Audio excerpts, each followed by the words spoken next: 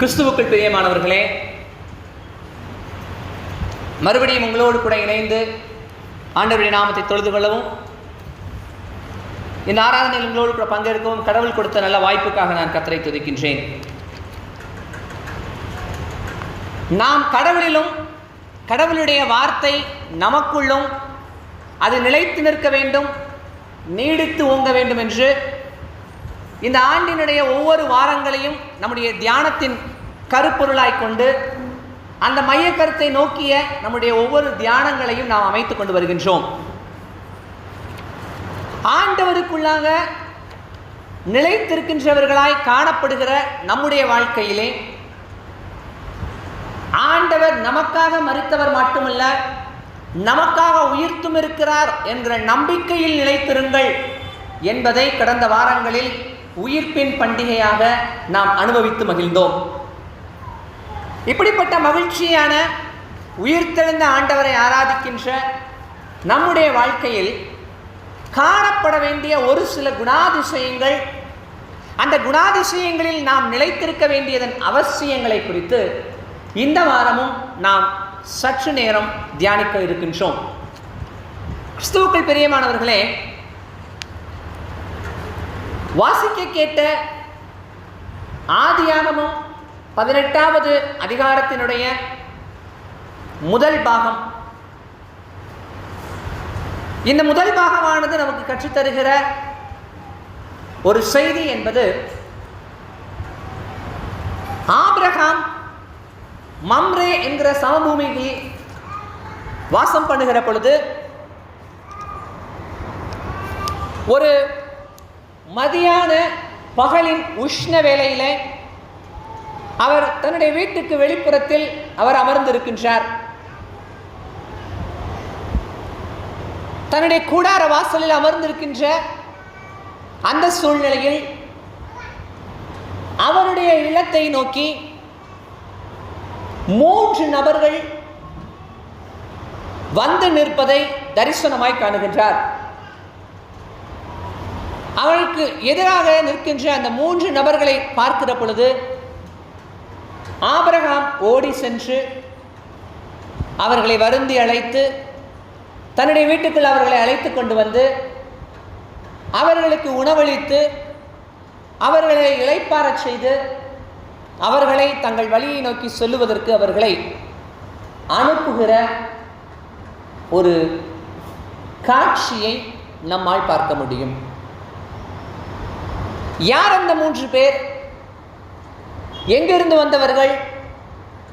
எங்கு செல்ல வேண்டியவர்கள் என்பதை 17வது மற்றும் 19வது அதிகாரங்களை படித்து பார்த்தோம்னா நமக்கு மிக அழகாய் அந்த கால சூழ்நிலைகளை குறித்த ஒரு குறிப்பு நமக்கு தெரியும். மம்ரேயின் சமபூமியானது சோதோம் கொமோரா பட்டணத்துக்கு சற்று தொலைவில் இருக்கக்கூடிய ஒரு சமவெளி. ஆபிரகாம் மம்ரேயில் குடியிருக்கிறார். அவரை விட்டு முந்தின அதிகாரங்களில் பிரிந்து போன லோத்து சோதோம் கொமோராவில் குடியிருக்கிறார். சோதோமின் பாவம் பெரிதாக இருக்கிறது. ஆண்டவர் அதை சங்கரிக்க வருகிறார். வருவதற்கு முன்னாக போகிற வழியில் இந்த 18வது அதிகாரத்தில் ஆபிரகாமை வந்து சந்தித்து விட்டு செல்லுகிறார். இதான் அந்த காட்சி அமைப்பு. வருகிற இந்த 3 நபர்கள் யார் அப்படின்னு பார்த்தீங்கன்னா, நேரடியாக வருகிறவர்களுடைய பெயர்கள் குறிப்பிடப்படாவிட்டாலும் கூட நாம் அந்த அதிகாரத்தையும் அதனுடைய தொடர்ச்சியையும் வாசிக்கின்ற பொழுது 18வது அதிகாரத்தில் 2வது வசனம் யாராவது வாசிங்களேன். எத்தனை புருஷன் இருக்கா? போதும்க்கா. 19வது அதிகாரம் முதல் வசனம் என்ன? எத்தனை தூதர்? எத்தனை பேர் 18வது அதிகாரத்தில் வந்தாங்க? அப்போ இந்த அதிகாரத்தினுடைய இந்த 2 சம்பவமும் ஒரே பயணம் என்று சொன்னால் இந்த பயணத்தினுடைய பாகங்கள் 2 பாகங்களாய் மாறுகிறது. முதலாவது அவர்கள் மம்ரேக்கு வருகிற பொழுது 3 வருகிறவர்கள், சோதோமுக்கு கடந்து செல்லுகிற பொழுது 2 செல்லுகிறார்கள். விளக்க உரைகளின் அடிப்படையில் நாம் இதை சற்று விளக்கமாய் தியானிக்கின்ற பொழுது, அந்த 3 தூதர்கள் கடவுளின் வார்த்தையானவரும் 2 தூதுவர்களுமாய் இருக்கக்கூடும் என்று நம்மால் விசுவாசித்துக் கொள்ள முடிகிறது. தேவனுடைய தூதனானவர் என்கின்ற பதமானது, ஆதியிலே வார்த்தை இருந்தது, அந்த வார்த்தை தேவனாய் இருந்தார் என்று சொல்லுகிறோமே, அந்த குமாரனினுடைய வார்த்தை சுரூபமாய் பழைய ஏற்பாட்டு காலங்களில் சொல்லப்பட்டு வருகிற ஒரு சொல்லாகும். இது எபிரேய வேதாகமத்தில் இப்படிப்பட்ட சொல்லாடல்கள் மிக அதிகமாய் உண்டு. வருகிற இவர்களை ஆபிரகாம் உபசரிக்கின்ற ஒரு பங்கை தான் இங்க நம்ம பார்க்கிறோம். ஆபிரகாம் என்ன செய்கிறார்? பகலில் வெயில்ல உஷ்ண காற்று அடிக்கிற அந்த சூழல்ல கூடார வாசலில் அமர்ந்து கொண்டிருக்கிறார். தனக்கு எதிராக 3 பேர் வருவதை காணுகிறார். ஆபிரகாமிடத்தில் காணப்படுகிற ஒரு அருமையான ஒரு குணம், தன்னுடைய இல்லத்தை தேடி யார் வருகிறவர்களாக இருந்தாலும் அவர்களை அழைத்து உபசரிக்கின்ற ஒரு நல்ல பண்புடையவராய் ஆபிரகாம் காணப்பட்டார். இந்த நாளிலும் கூட நம்மிடத்துல மிக அதிகமாய் குறைந்து போன ஒரு பாங்கு இது. முந்தியெல்லாம் பார்த்தீங்கன்னா, ஒரு கடைக்கு போனீங்கன்னா பெரும்பாலும் எல்லா கடைகள்லையுமே வெளியில் ஒரு மண்பானை வச்சுருப்பாங்க. மண்பானையில் கொஞ்சம் தண்ணி இருக்கும். யாருனே தெரியாது, போகிறவங்களாம் வரவெல்லாம் நின்று என்ன செஞ்சுக்கலாம், தண்ணியை குடிச்சிட்டு போய்க்கலாம். இப்போ என்ன ஆயிடுச்சு தெரியுமா? எந்த கடையிலையும் என்ன இல்லை, அதப்புறம் பாட்டில் அடைச்சி செல்ஃபில் ரேக்கில் வச்சுருக்கான், பாட்டில் 10 ரூபான்றான். இன்றைக்கு எல்லாம் வணிகமயமாய் மாறிப்போன இந்த கால சூழ்நிலையில்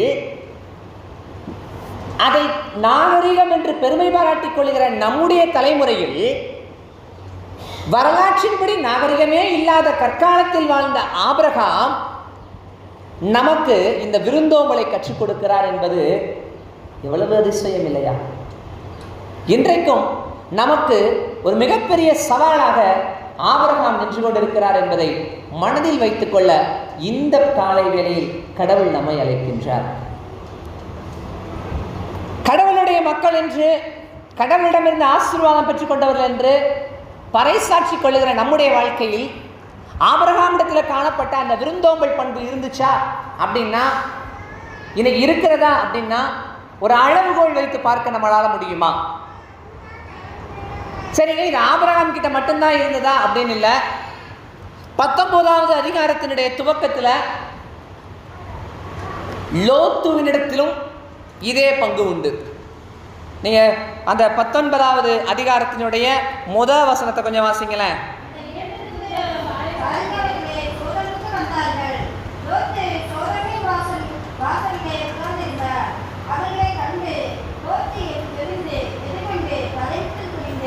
போதுமா? இங்கு லோத்து எதிர்கொண்டு போய் தரை மட்டும் குனிகிறார். இதே விஷயத்தை 18வது அதிகாரத்தில் ஆபிரகாமும் செய்தார். 18வது அதிகாரம் 2வது வசனத்தை பாருங்களேன். கூடார வாசலில் இருந்து அவர்களுக்கு எதிர்கொண்டு ஓடி தரை மட்டும் குனிந்து, இது தன்னை தாழ்த்தி அவர்களை கனப்படுத்த விரும்புகின்ற ஒரு பண்பு. இன்றைக்கும் நம்முடைய வாழ்க்கையில் காணப்பட வேண்டிய மிக முக்கியமான ஒரு விஷயம் என்ன தெரியுமா? இந்த விருந்தோம்பல். நவநாகரிகம் என்கிற பெயரால இன்னைக்கு நம்ம பல நேரங்களில் விட்டுவிட்ட ஒரு விஷயம் இது. இதெல்லாம் நம்ம வீட்டுக்கு யாராவது வந்தாங்கன்னா உள்ள வந்தோன்னு என்ன கொடுப்போம்? யாராவது சொல்லுங்களேன். தண்ணி கொடுப்போம். இப்பெல்லாம் கொடுக்குற பழக்கம் நிறைய குறைஞ்சு போச்சு. இப்போலாம் நம்மளே என்ன செஞ்சிடறோம், போகும்போது என்ன செஞ்சிடறோம், வீட்டில் இருந்து பாட்டிலில் கொண்டு போகிறோம். அன்னைக்கு நீங்கள் ஒரு விஷயத்தை நல்லா கவனிக்கணுங்க. அன்னைக்கு ஊழியக்காரர்கள், அப்போஸ்தலர்கள் ஊழியம் பண்ண புறப்பட்டு போனாங்களே, கையில் வாட்டர் கேன் கொண்டு போனாங்களா? இது இயேசுவுக்கு முற்பட்ட 1700 வருஷங்களுக்கு முன்பான ஆபிரகாமின் காலத்தில் மட்டுமல்ல, இயேசுவுக்கு பிற்பாடு சுமார் 100 ஆண்டுகள் கழித்து பவுல் தன்னுடைய கடிதங்களை எழுதுகிற பொழுதும், அன்றைக்கு இருந்த மூப்பர்கள் சபை மக்களுக்கு கடிதம் எழுதுகிற பொழுதும், வாசிக்க கேட்டமே நிருப பாடம், எபிரேயருக்கு எழுதின நிருபம் 13வது அதிகாரம், அந்நியரை உபசரிக்க மறவாது இருங்கள். இந்த பண்பு என்பது ஏதோ ஆதியாகமத்தில் மட்டுமே காணப்பட்டு ஒளிந்து விட்ட ஒரு பழக்கம் அல்ல, ஆதி திருச்சபையிலும் காணப்பட்ட ஒரு பண்பானது. இன்றைக்கு நம்முடைய வீடுகளில் இந்த பண்பை நாம் வளர்த்திருக்கிறோமா? ஒருவேளை கிறிஸ்தவம் என்பது ஏதோ பக்தி மார்க்கத்தில் வளருகிற ஒரு இயக்கம் மட்டுமல்ல. கிறிஸ்தவம் என்பது சக மனிதன் மேல் பிரியம் கொள்ளுகிற, சக மனிதனை நம்மை போல் நேசிக்கின்ற, சக மனிதனுக்கும் நம்மை போன்ற தேவைகள் உண்டு என்பதை உணர்ந்து கொண்டு ஏற்றுக்கொள்ளுகிற ஒரு அருமையான ஒரு மார்க்கம் என்பதை இன்றைக்கும் இந்த பூமி நம்பிக்கொண்டுதான் இருக்கிறது. நாம் அதற்கு ஏற்றவாறு வாழ்ந்திருக்கிறோமா, வாழ்ந்து கொண்டிருக்கிறோமா என்பதுதான் மிக முக்கியமான கேள்வி. சரி, இந்த விருந்து உபசரணை என்பது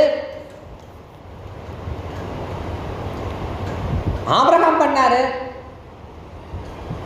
எபிரேயருக்கு கடிதம் எழுதின முற்பிதாக்கள் பண்ணினாங்க, திருச்சபையின் மூப்பர்கள் எழுதினார்கள். எல்லாவற்றுக்கும் மேலானவராக இருக்கக்கூடிய நம்முடைய கிறிஸ்துவானவர் செய்தாரா, செய்யலையா? இயேசு கிறிஸ்து செஞ்சாரா, செய்யலையா? நீங்க என்ன நினைக்கிறீங்க? வாசிக்க கேட்ட நிருப பாடம், யோவான் எழுதின நற்செய்தி நூல் 21வது அதிகாரத்தை எடுத்து வைத்துக் கொள்ளுங்கள். களைப்போடு வருகிறார்கள் சீடர்கள், அவர்களுக்கு மீனும் அப்பமும் பொரித்து வைத்திருக்கிறார் விருந்தோம்பலின் தலைவராய் கிறிஸ்துவானவர். கிறிஸ்துவுக்கு பிரியமானவர்களே, இந்த விருந்தோம்பல் என்கிற இந்த பண்பில் கிறிஸ்தவர்களாகிய நீங்களும் நானும் சிறந்து விளங்க வேண்டும் என்று இன்றைக்கு திருமண்டலத்திலிருந்து ஒரு அட்டவணை போட்டு நமக்கெல்லாம் ஞாபகப்படுத்துகிற நிலைமையில் தான் நாம் இன்று இருக்கிறோம் என்று சொன்னால், நாம் இன்னும் நிலைத்திருக்க வேண்டிய விஷயங்கள் அநேகமாய் இருக்கிறது என்பதுதான் பொருள். ஏன் நான் விருந்தோம்பல் பண்ணணும், ஏன் நான் விருந்தோம்பலோடு நடந்து கொள்ள வேண்டும் என்பதை 3 காரணிகளோடு நாம் கற்றுக்கொள்ளப் போகிறோம். முதலாவதாக, இந்த விருந்தோம்பல் என்பது ஆண்டவரை பிரியப்படுத்துவதாய் அமைகிறது. விருந்தோம்பல் என்பது ஆண்டவரை பிரியப்படுத்துவதாய் அமைகிறது. உங்க வீட்டில் வாசல்ல வர்றவங்களுக்கு ஒரு திண்ணை வச்சு, சொல்ல மறந்துட்டேன், அந்த காலத்தில் நம்ம வீடுகளில் என்ன இருக்கும், வெளியில் திண்ணை. இப்போலாம் திண்ணை வச்சே கட்டுறது கிடையாது. அதை ஒரு செவர் எழுப்பி என்ன செஞ்சுருவோம், அதை ஒரு ரூம் ஆக்கிடுறோம்ல. முந்தையெல்லாம் என்ன இருக்கும்னா, நம்ம வீடுகளில் திண்ணை இருக்கும், வழிப்போக்கர்கள் இருப்பாங்க. அந்த வழிப்போக்கர்கள் கொஞ்சம் நேரம் அமர்ந்து என்ன செய்யலாம், போகலாம். அந்த வழிப்போக்கர்கள் யாராவது திண்ணையில் அமர்ந்திருந்தாங்கன்னா, நம்முடைய மூதாதையர்கள், நம்முடைய பாட்டிமார், அவங்களுடைய கூட்டிகிட்டெல்லாம் கேட்டிங்கன்னா சொல்லுவாங்க, ராத்திரி சாப்பாடு சாப்பிட்டுட்டு மீதி சோறுக்கு தண்ணி ஊற்றுறதுக்கு முன்னாடி என்ன செய்வாங்களா, திண்ணையில் யாராவது இருக்காங்களான்னு பார்த்துட்டு வருவாங்களாம். யாராவது வழிப்போக்கர்கள் வந்து அமர்ந்திருப்பாங்க பசியோட, அவங்களுக்கு உணவளித்து விட்டு அப்புறம் என்ன செய்வோம், நம்ம தண்ணி ஊற்றுவோம் சாப்பாட்டுக்குன்னு.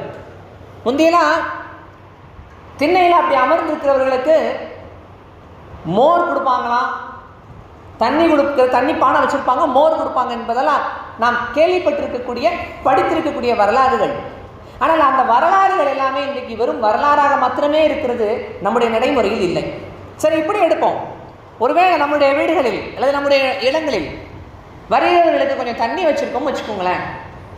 எங்கிருந்தோ வருகிற ஒரு நபர் களைப்போட வராருங்க, வந்து அந்த தண்ணியை எடுத்து குடிக்கிறாரு. குடிச்ச உடனே அவர் என்னங்க சொல்லுவார்? என்ன சொல்லுவாருன்னு நீங்க நினைக்கிறீங்க? அப்பாடா, இப்பதான் என்ன இருந்துச்சு, எனக்கு போன ஜீவனே திரும்ப வந்த மாதிரி இருந்துச்சு. கடவுளே, இந்த தண்ணியை கொடுத்ததுக்கு நன்றி. கடவுளே, இந்த தண்ணியை ஒருத்தங்க கொண்டு வச்சிருக்காங்களே இந்த வீட்டுக்காரங்க, அவங்கள ஆசீர்வதிங்க.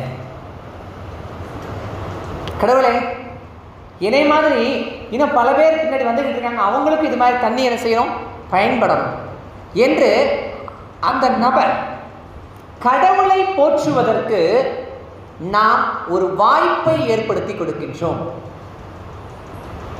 நம்ம எப்பெல்லாம் ஒரு நபருக்கு விருந்தோம்பல் செய்கின்றோமோ அப்பொழுதெல்லாம் அங்கு ஆண்டவர் மகிமைப்படுகிறார் என்கின்ற மனநிலையோடு செய்ய பழகுங்கள். எப்ப நமக்குள்ள அந்த மனநிலை வருகிறதோ ஆட்டோமேட்டிக்கா ஒவ்வொரு நாளும் நாம் செய்வோம். இந்த உலகம் என்பது எல்லா மனிதர்களுக்குமானதா, எல்லா உயிரினங்களுக்குமானதா? நீங்க என்ன நினைக்கிறீங்க?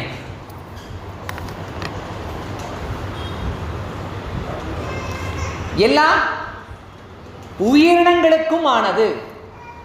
இந்த பக்குவம் நம் ஒவ்வொருவருக்கும் கண்டிப்பாக தேவை. ஆறும் குளமும் வத்தி போச்சுன்னா என்னங்க செய்வோம்? போர் போட்டு தண்ணி குடிப்போம். கரெக்டா? நம்ம வீட்டில் இருக்க கிணறு வத்தி போச்சுன்னா என்ன செய்வோம்? போர் போட்டு குழாயில் தண்ணி பிடிச்சு ஃபில்டரில் வடிகட்டி குடிப்போம். ஆடு மாடு எப்படி குடிக்கும்? எனக்காக யோசிச்சிருக்கோமா? எனக்காக யோசிச்சிருக்கோமா?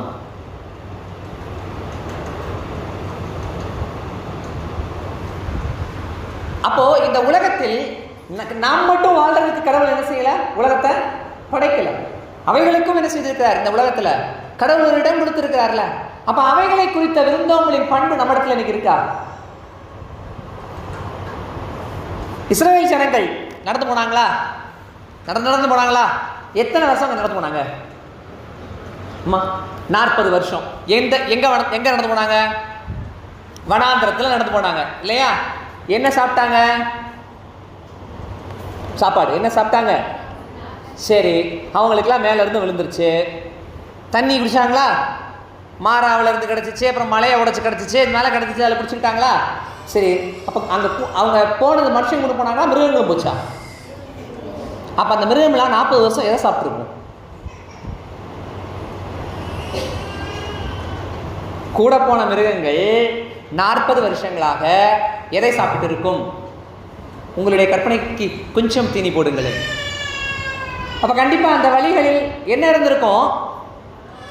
ஏதோ ஒரு மரமோ ஏதோ ஒரு கனிதரும் செடிகளோ இருந்திருக்க வேண்டும் இல்லையா?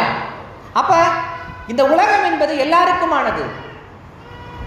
நம்ம பல நேரங்களில் இந்த விருந்தோம்பல் என்பது ஏதோ பிற மனிதர்களுக்கு மட்டுமானதுன்னு நம்ம நினைச்சிடறோம்ல. ஒருவேளை அதிகமான வெயில் காலம் வருது, கொஞ்சம் முடிந்தால் வாய்ப்பு இருந்தால் உங்க வீட்டு வாசல்ல ஒரு சின்ன பாத்திரத்திலேயாவது கொஞ்சம் தண்ணி வையுங்களேன். யாரோ ஒரு மிருகமோ அதை சாப்பிட்டு விட்டு போகட்டுமே. யாரோ ஒரு மனிதருக்கு ஒரு 2 வாட்டர் கேன் தண்ணி அல்லது ஒரு பானை, சின்ன பானையில தண்ணி, நீங்க பிளாஸ்டிக் குடம் கூட வைங்க. பானையை வச்சா தூக்கிட்டு போயிடுவாங்கன்னு நீங்க பயப்பட்டீங்கன்னா பிளாஸ்டிக் குடமாவது வைங்க. இது அவர்கள் உங்களை அறியாமலேயே கடவுளை மகிமைப்படுத்துவதற்கு ஒரு வழிகாட்டலாக அமையும். ஐயா, அந்த இயேசுக்காரங்க வீடு இருக்குங்க, அங்கே போனோம்னா வாசலில் தண்ணி வச்சுருப்பாங்க, கொஞ்சம் குடிச்சுக்கலாம். அவங்க கடவுளை கும்பிட்றவங்க, போனோம்னா குடிக்க தண்ணி கொடுப்பாங்க என்று நம்மை குறித்து சொல்லுவார்களா? அல்லது அவங்க வீட்டுக்கா போகிறீங்க, குடிக்க கூட தண்ணி கொடுக்க மாட்டாங்களே, என்று சொல்லுகிற பெயரை நாம் எடுக்கப் போகிறோமா என்பது நாம் இன்றைக்கு சிந்தித்துக் கொள்ள வேண்டிய முதலாவது காரியம். இரண்டாவது காரியம், விருந்தோம்பல் கடவுளுக்கு பிரியமானது மட்டுமல்ல, விருந்தோம்பல் மனித குலத்துக்கு அவசியமான ஒரு பண்பு. பக்தி மார்க்கம் என்பதெல்லாம் விட்டுருவோம். விருந்தோம்பல் என்பது நம்மை போன்ற சக மனிதன் ஒருவன் கஷ்டப்படுகிறான் என்கிற சூழல்ல அவனுக்கு நாம் செய்ய வேண்டிய அடிப்படையான விஷயம். இங்க மதம்ங்கிறதே விட்டுருவோம், சமயம்ங்கிற தலைப்பையே விட்டுட்டு பார்த்தால் கூட அவைகள் எல்லாவற்றையும் தாண்டி நம்மோடு கூட வாழுகிற ஒரு சக மனிதன், அந்த மனிதனுக்கு நம்மால் முடிந்த ஏதோ ஒன்றை செய்வதற்கு நீங்களும் நானும் அழைக்கப்பட்டிருக்கிறோம் என்கிற பொறுப்பு, சமுதாய பொறுப்பு நம் ஒவ்வொருவருக்கும் அவசியம். நீங்க வெளியில அலைஞ்சிட்டு வர்றீங்க, வீட்டுக்கு வந்த உடனே என்ன எதிர்பார்க்குறீங்க? தண்ணி குடிக்கணும்னு எதிர்பார்க்குறீங்கல்ல? அப்போ உங்களுக்கு உங்க வீட்டுக்காரம்மா வந்த உடனே என்ன செய்யணும்னு நினைக்கிறீங்க? தண்ணி கொடுக்கணும். அதை விட்டுட்டு இப்படி ஒரு கற்பனை எடுத்துக்குவோம். நீங்கள் வீட்டுக்குள்ளே வர்றீங்க, அலைஞ்சு முடிச்சுட்டு வீட்டுக்குள்ளே வந்து உட்காருறீங்க. உட்கார்ந்த உடனேயும் வீட்டில் அக்கா வந்து, என்னங்க உங்களுக்கு பக்கத்து வீட்டுக்காரியை பற்றி தெரியுமா? ஏற்ற வீட்டில் என்ன பிரச்சனை நடந்தது தெரியுமா? அந்த பக்கத்து தெருவில் இன்னைக்கு காலையில் ஒரு சண்டை வந்துச்சு தெரியுமா? அப்படின்னா நம்முடைய மனம் எப்படி இருக்கும்?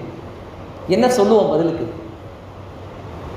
ஏமா எதை செஞ்சாலும் என்ன செய்யும்? முதல்ல தண்ணியை கொடுத்துட்டு பேசுமா. நான் மனசை வர்றதே இருக்குது அந்த ஒரு ரூபாய் தண்ணிக்கு தான். எதிர்பார்க்குறோம்ல, மனுஷன் உங்களுக்கு எதை செய்ய வேண்டும் என்று நீங்கள் விரும்புகிறீர்களோ அவைகளை நீங்களும் அவர்களுக்கு செய்யுங்கள். அவைகளை நீங்களும் அவர்களுக்கு செய்யுங்கள். இந்த விருந்தோம்பல் என்பது, பிறரை ஏற்றுக்கொள்ளுதல் என்பது ஆண்டவருடைய ஆசீர்வாதத்தை பெற்றிருக்கிற ஆபிரகாமுடைய இடத்திலும் நடந்தது. ஆண்டவர் வெறுக்கின்ற மக்களிடங்களின் நடுவே குடியிருக்கக்கூடிய லோத்துவினிடத்திலும் காணப்பட்டது. ஆண்டவரையே அறியாத மனிதனாய் ஒரு மனிதன் லூக்கா எழுதிய நற்செய்தி நூல் 15வது அதிகாரத்தில் வருகிறார். தேசத்து குடியானவன், அந்த இளையகுமாரனுடைய விரட்டிவிடப்பட்ட சம்பவத்தை அந்த கதையில் வருவார். தன் வீட்டு வாசலில் ஒரு இளைஞன் உணவின்றி நீரின்றி தவித்துக் கொண்டு இருக்கிறான் என்கிற பொழுது அவனை தன்னிடமாய் ஏற்றுக்கொள்ளுகிற அந்த தேசத்து குடியானவனுடைய இயல்பு என்பது அடிப்படை மனிதாபிமானம். அதைத்தான் இன்றைக்கு நம்மிடம் கடவுள் மறுபடியும் வலியுறுத்த விரும்புகிறார். ஆக இது ஒரு மனிதாபிமான செயல் என்கிற உணர்வோடு இதை செய்யுங்கள். மூன்றாவதாக, விருந்தோம்பல் என்பது அவர்கள் ரட்சிப்பு அடைவதற்கு, அவர்கள் கிறிஸ்துவின் அன்பை பெற்றுக் கொள்வதற்கு, அவர்களோடு நீங்கள் உரையாடுவதற்கான நேரம் என்பதை உணர்ந்து செய்யுங்கள். அவர்களோடு நீங்கள் உரையாடுவதற்கான நேரம் என்பதை உணர்ந்து செய்யுங்கள். உங்களுடைய இல்லத்திற்கு வருகிற நபர்களுக்கு நீங்கள் ஒரு உணவு கொடுக்கிறீர்கள் அல்லது ஒரு தண்ணீர் கொடுக்கிறீர்கள் என்கிற பொழுது ஏதோ கடமைக்கு வந்துட்ட இந்த தண்ணி குடிச்சிட்டு கிளம்பு என்பதாக இல்லாமல் அந்த நேரத்தை பிரயோஜனப்படுத்தி அவர்களோடு கொஞ்சம் பேசுங்க. அவர்களோடு கூட நீங்கள் பேசும் பொழுது உலக பிரச்சனையையும் ஊர் வம்பையும் பேசாம அவர்களுடைய காலங்களுக்காக, அவருடைய காரியங்களுக்காக, அவர்களுடைய குடும்ப சூழலுக்காக, அவருடைய பொருளாதார தேவைகளுக்காக அவைகளை குறித்து கேள்விப்பட்டு அவர்களுக்காக ஜெபிப்பதற்கு ஜெபக்குறிப்புக்காய் அவர்களோடு பேசுங்கள். அவங்கள்ட்ட 5 நிமிஷம் பேசி, என்னம்மா நீங்கள் என்ன பண்ணுறீங்க? கீரை விற்றுக்கிட்டு இந்த தெருவில் தினம் அலையிறீங்களே, உட்காருங்க, கொஞ்சம் தண்ணி குடிங்க. எத்தனை மணிக்கு கிளம்புனீங்க? காலையில் சாப்பிட்டு தான் வந்தீங்களா? சரி, சாப்பிடலைன்னா நான் வேணால் தோசை கொடுக்கவா? நீங்கள் தோசையெல்லாம் கொடுக்க வேண்டாம், வார்த்தையாவது கேளுங்கன்னு சொல்கிறேன். முதல்ல நம்ம அப்படியாவது ஆரம்பிப்போம். சாப்பிட்றீங்களா? ஏமா இன்னைக்கு ரொம்ப டல்லாக இருக்கீங்க? கொஞ்சமாவது அம்மா இன்றைக்கி நீங்கள் வந்து ரொம்ப சந்தோஷமாக இருக்க மாதிரி தெரியுது, இன்றைக்கி நல்லா வியாபாரம் நல்லா நடந்துச்சா? கவலைப்படாதீங்கம்மா, நான் உங்களுக்காக என்ன செய்கிறேன், கோயிலுக்கு போகும்போது ஜெபம் பண்ணிக்கிறேன், ஒரு வார்த்தை சொல்லுங்கள், அவர்கள் சந்தோஷப்படுவார்கள். அவங்களே சொல்லுவாங்க, ஐயா நீங்கள் அடுத்த தடவை கோயிலுக்கு போகும்போது எங்களுக்காக என் பையன் பரிச்சை எழுதுறான் 10ஆம் வகுப்பு, நீங்கள் அவனுக்காக என்ன செஞ்சுக்கோங்க, கொஞ்சம் ஜெபம் பண்ணிக்கோங்க ஐயா சொல்லுவார்கள். ஐயா இந்த என் பொண்ணுக்கு அவங்க பள்ளிக்கூடத்தில் இந்த கிறிஸ்தவங்களோட புஸ்தகம் ஒன்று கொடுத்தாங்கய்யா, அது எனக்கு படிக்க தெரியல, என் மகன் என்கிட்ட தொலைச்சிக்கிட்டாயா, அந்த புஸ்தகம் இன்னொன்று இருந்தால் அவனுக்கு கொடுங்கய்யா என்று அவர்கள் உங்களிடத்தில் புதிய ஏற்பாடுகளை கேட்டு பெற்றுக்கொள்வார்கள். அவர்கள்ட்ட சம்பாஷிக்கிற அந்த நேரத்தை பயன்படுத்தி ஆண்டவர் உங்களுக்காக மரித்தார், ஆண்டவர் உங்களுக்காகவே இந்த பூமியில் வந்தார், ஆண்டவர் இன்னைக்கு உயிரோடு இருக்காருமா, ஆண்டவர் உங்கள் கஷ்டத்தையெல்லாம் தீர்ப்பாருமா என்று அவர்களுக்கு சுவிசேஷம் சொல்லுவதற்கு இந்த விருந்தோம்பலை பயன்படுத்துங்கள். எப்போ நம்ம இந்த விருந்தோம்பல்ங்கிற இந்த உயரிய பண்பை சுவிசேஷத்துக்கு பயன்படுத்திக்கிறோமோ, கண்டிப்பாக ஆதி திருச்சபையில் நடந்தது போல நம்முடைய வீடுகளிலும் வீட்டு சபைகள் உருவாகும். ஆரம்பகால திருச்சபையில் வீட்டு சபைகள் உருவானது இப்படித்தான். நம்முடைய வீடுகளில் எத்தனை ஃபங்க்ஷன் கொண்டாடுறோம் கொஞ்சம் சொல்லுங்களேன். எப்பெல்லாம் ஃபங்க்ஷன் கொண்டாடுவோம் நீங்கள் சொல்லுங்க. உங்கள் வீட்டில் எப்பெல்லாம் ஃபங்க்ஷன் வைக்கிறீங்க? பிள்ளைகளுக்கு பிறந்த நாள், அப்புறம் திருமண நாள், அப்புறம் ஆமாம் ஞானஸ்நானம். சரி, இந்த மாதிரி வீடுகளில் அநேக பண்டிகைகள் வைக்கிறோம் இல்லையா? உங்களுக்கு நான் ஒரு சில விஷயங்களை கற்றுத்தருகிறேன், முடிந்த அளவுகளை செயல்படுத்தி பாருங்கள். உங்கள் வீட்டில் இருக்கக்கூடிய ஒவ்வொரு பிள்ளைகளினுடைய பிறந்த நாள், கண்டிப்பாக ஒரு வீடுன்னு எடுத்துக்கிட்டிங்கன்னா கணவன் மனைவி 2 குழந்தைகள், ஒரு பொது கணக்கு சொல்கிறேன், 4 பேர் இருக்கீங்க. இந்த தாய் தகப்பனுடைய திருமண நாள் ஒன்று வருது. அப்போ 5 விசேஷ தினங்கள் ஒவ்வொரு வீட்டிலும் கண்டிப்பாக இருக்குது. இந்த 5 விசேஷ தினங்களுக்கும் உங்கள் வீட்டில் உங்களுடைய பொருளாதார சூழலை அடிப்படையாக கொண்டு ஒரு சின்ன விருந்தை ஏற்பாடு செய்யுங்கள். ஸ்வீட் காரம் காப்பியாவாக இருந்தாலும் பரவாயில்லை. அதன் மூலமாக அந்த நபர்களை நீங்கள் அழைக்கிறீங்க இல்லையா, அதில் ரொம்ப கவனமாக எடுக்கணும். நம்ம எப்பயுமே எப்படி அழைப்போம்? எவெல்லாம் நம்மளை அவன் வீட்டுக்கு கூப்பிட்டானோ, நம்ம எவன் வீட்டிலலாம் போய் மொய் செஞ்சுருக்கோமோ அந்த ஆளுங்களெல்லாம் கரெக்டாக லிஸ்ட் எடுத்து என்ன செஞ்சிடறது, கூப்பிட்டுறோம்ல. இனிமேல் அப்படி கூப்பிடாம யாரெல்லாம் கூப்பிட்டா அவங்களால திருப்பி செய்ய முடியாதோ, எப்படி யாரெல்லாம் கூப்பிட்டா அவங்களால திருப்பி செய்ய முடியாதோ அப்படிப்பட்டவர்களை, யாரெல்லாம் ஆண்டவரை அறியாதவர்களோ அப்படிப்பட்டவர்களை அழைத்து உங்க வீட்டில் ஒரு ஜெப கூட்டம் வைங்க. ஐயா இன்னைக்கு என் மகனுக்கு பிறந்த நாள், என் பையனுடைய ஃப்ரெண்ட்ஸ் 4 பேரை அவங்க பேரண்ட்ஸோட கூப்பிடுங்க. உங்கள் வீட்டில் உங்கள் மகனுக்கு ஒரு சின்ன ஒரு கேக் வெட்டி ஒரு சின்ன ஒரு பார்ட்டியாக செலிப்ரேட் பண்ணுங்க, தப்பில்லை. ஆனால் அதை நான் ஏன் பயன்படுத்த சொல்கிறேங்கிறது தான் அதுங்களுக்குரிய விஷயம். அப்படி வரும் பொழுது உங்கள் குழந்தைக்கும் அந்த மற்ற குழந்தைகளுக்கும் புரிகிற அளவுக்கு இயேசுங்கிற ஃப்ரெண்டை இன்ட்ரடியூஸ் பண்ணி வையுங்கள். உங்கள் வீட்டில் திருமண நாள், உங்களோட கூட ஆஃபீஸில் வேலை பார்க்கக்கூடிய உடன் வேலை பார்க்கிற நபர்களை அவர்களுடைய மனைவியோடு அவர்களுடைய கணவரோடு குடும்பமாய் வர சொல்லுங்க. உங்கள் வீட்டில் வச்சு ஒரு சின்ன ஒரு ப்ரேயர் நடத்துங்க. அப்போ ஒரு சாட்சி சொல்லுங்க. எனக்கும் என் மனைவிக்கும் எங்களுக்கு திருமணமாகி 10 வருஷம் ஆகுது. ஆரம்பத்தில் நாங்கள் நிறைய சண்டை போட்டுக்கிட்டோம். ஆனால் அந்த சண்டையெல்லாம் தாண்டி கடவுள் எங்களெல்லாம் ஒன்று சேர்த்து இன்னைக்கு எங்களை ஒரு சாட்சியுள்ள குடும்பமாக வச்சிருக்கிறாரு. நீங்கள் கடவுளை நம்புனீங்கன்னா உங்கள் குடும்பத்தையும் அதே போல கடவுள் சமாதானத்தோட பார்த்து கொள்வார். சொல்லுங்கள் ஐயா, எளிமையான சுவிசேஷம் இது. உங்கள் விருந்தோம்பல்கள் கடவுளை மகிமைப்படுத்துவதாய் அமையட்டும். உங்கள் விருந்தோம்பல்கள் கொஞ்சம் மனிதத்தன்மையோடு இருக்கட்டும். உங்கள் விருந்தோம்பல்கள் சிலரையாவது ரட்சிப்புக்குள்ளாக வழிநடத்தட்டும். அப்படிப்பட்ட விருந்தோம்பல்களைத்தான் ஆண்டவர் எதிர்பார்க்கிறார். அந்த ஆதியாகமம் 18வது அதிகாரத்தில் ஆபிரகாம், நான் இதை செய்ய போகிறேன், அதை செய்ய போகிறேன், வாங்க உட்காருங்க, நான் உங்களுக்காக சாப்பாடு போடுறேன், தண்ணி கொண்டு வரேன், காலை கழுவிக்கங்க எல்லாம் சொல்லும் பொழுது கர்த்தரானவர் ஒரு வார்த்தை சொல்லுவாருங்க பதிலுக்கு. அது என்ன வார்த்தை தெரியுமா? கொஞ்சம் எடுத்தவர்கள் வாசியுங்களேன். 5வது வசனத்தினுடைய கடைசி பாகம். அதற்கு அவர்கள், நீ சொன்னபடி சொல்லுகிறவர்களாய் மட்டுமில்ல, கொஞ்சம் செய்கிறவர்களாயும் மாறுங்கள் என்று நம்மை பார்த்துத்தான் கடவுள் சொல்கிறார். ஐயா, சொல்லுகிறவர்களாய் மட்டுமல்ல, வசனத்தை கேட்டுவிட்டு வீட்டுக்கு போகிறவர்களாய் மட்டுமல்ல, கொஞ்சம் செய்கிறவர்களாய். இந்த கோடை காலத்தில் நம்ம செய்தோம்னு சொன்னால் நம்ம பிள்ளைகளை இந்த வருஷம் VBSக்கு அனுப்பி வைப்போம். அதோடு கூட சேர்த்து நம்முடைய பிள்ளைகளுடைய நண்பர்களையும் சேர்த்து அனுப்பி வைக்க நம்மால் முடிந்த சின்ன சின்ன விஷயங்களை விருந்தோம்பல்களாய் செய்வோம்னு சொன்னால் உண்மையிலேயே கடவுள் விரும்புகிற ஒரு விஷயத்தை நம்மால் செய்ய முடியும். எனக்கு தெரிஞ்ச ஒரு நண்பர் ஒருத்தர் உண்டு. நம்ம CSI தூய யோவான் ஆலயத்தினுடைய பாடகர் குழுவில் உறுப்பினராக இருந்த ஒரு இளைஞர். அவர் சிறுவராக இருக்கும் பொழுது,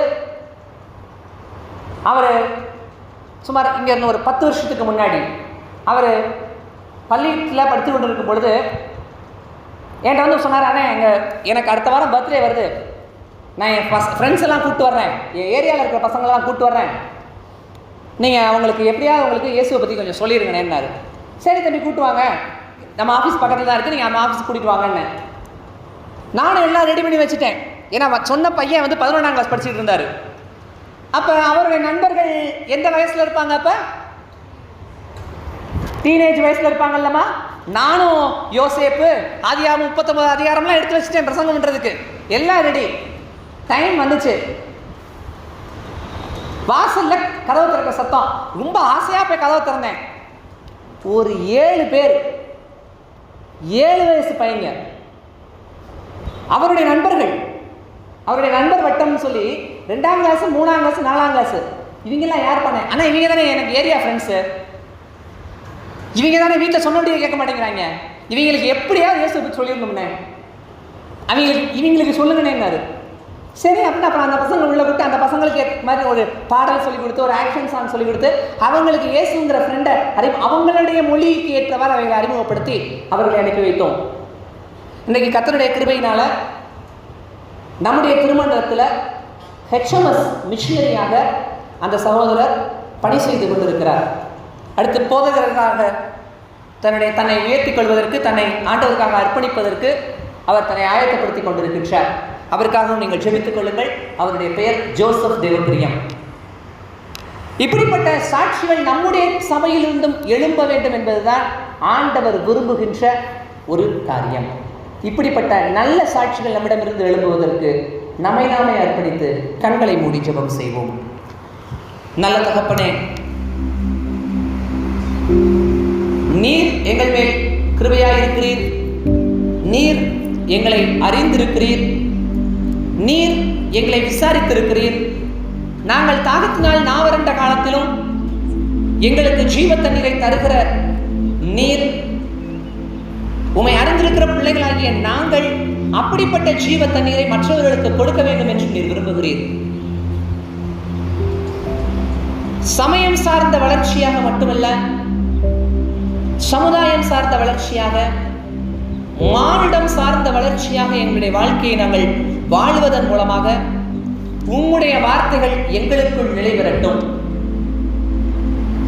நாங்கள் விருந்தோம்பலில் மற்றவர்களுக்கு முன்மாதிரியாய் நடந்து கொள்ள, அதன் மூலமாக ஆண்டவரை பிரியப்படுத்த, மனிதத்தன்மையில் சிறந்தோங்க, சுவிசேஷத்தை அறிவிக்கின்றவர்களாய், பிரசங்கிக்கிறவர்களாய் நாங்கள் எங்கள் வாழ்க்கையை அமைத்துக் கொள்ள எங்களுக்கு கற்றுத்தார்.